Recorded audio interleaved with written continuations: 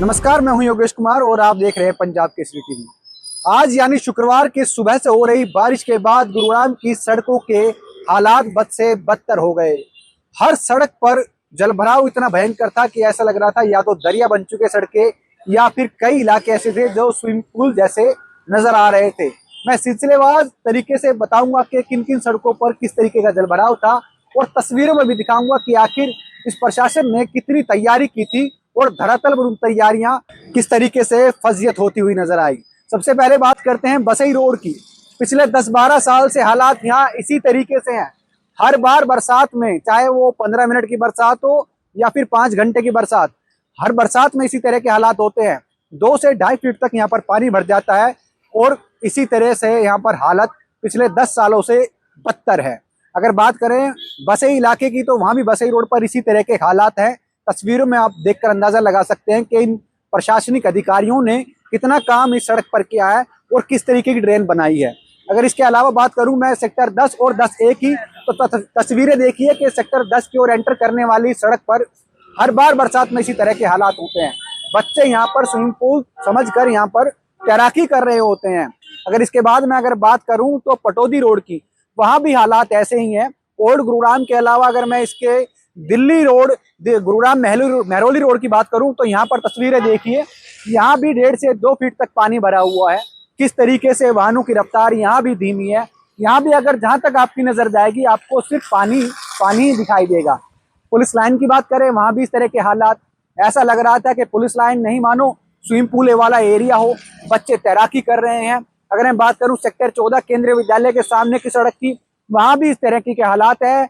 1 kilometre तक ऐसा लग रहा था कि नगर निगम और जीएमडीए मिलकर एक बड़ा स्विमिंग पूल बनवा दिया हो। मतलब कि गाड़ियां चलने के लिए जगह तो थी नहीं, लेकिन वहां पर गुजरने वाले बच्चे और राहगीर तैराकी की प्रयास जरूर कर रहे थे। ये तस्वीरें बता रही हैं कि आखिर प्रशासन ने कितनी कोशिश यहाँ पर जलभराव को रोकने के लिए की थी। इसके अलावा अगर सेक्टर 29 की तस्वीरें दिखाता हूँ मैं आपको, जो दिल्ली जयपुर हाईवे से सटी हुई सड़क की है, वहां भी तस्वीरें देखिए किस तरीके से समुद्र में तब्दील हो चुकी है सड़कें। पूरा जो सेक्टर 29 का इलाका है वो इसी तरीके से जलभराव में भरा हुआ है। चाहे वो क्राउन प्लाजा होटल के आसपास की सड़कें हों या फिर यूटर्न वाले एरिया की बात हो, ये सड़कें इसी तरीके से भरी हुई हैं। अगर इसके अलावा मैं बात करता हूँ पुराने सिविल अस्पताल या फिर जो सीनियर सेकेंडरी बॉयज स्कूल था उसके सामने की तस्वीरें, अग्रसेन चौक के बाहर की तस्वीरें, ये देखिए किस तरीके से यहाँ पर 2 फीट तक पानी भरा हुआ है।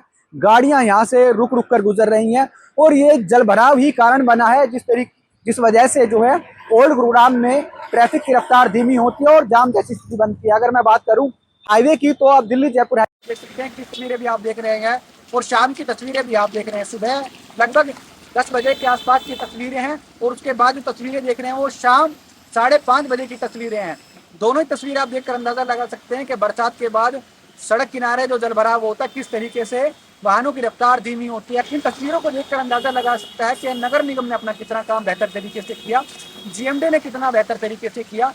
ये तस्वीरें साफ बयां कर रही हैं कि अधिकारी मीटिंग में बैठकर केवल कागजों में वाटर लॉगिंग वाले पॉइंट कम कर रहे हैं। नगर निगम के अधिकारियों की माने तो पहले 100 से ज्यादा ऐसे पॉइंट थे गुरुग्राम में जहां बहुत ज्यादा जलभराव होता था और उनका भी ये कहना है कि 20 से 22 ही ऐसे पॉइंट बने हैं जहां पर अब जलभराव होता है। मुख्यमंत्री साहब जो कहते हैं कि गुरुग्राम में जलभराव नहीं होने दिया जाएगा, जो आदेश वो अधिकारियों को देते हैं, क्या वाकई उन पर काम हुआ है? और अगर काम हुआ है तो वो दिखाई क्यों नहीं देता?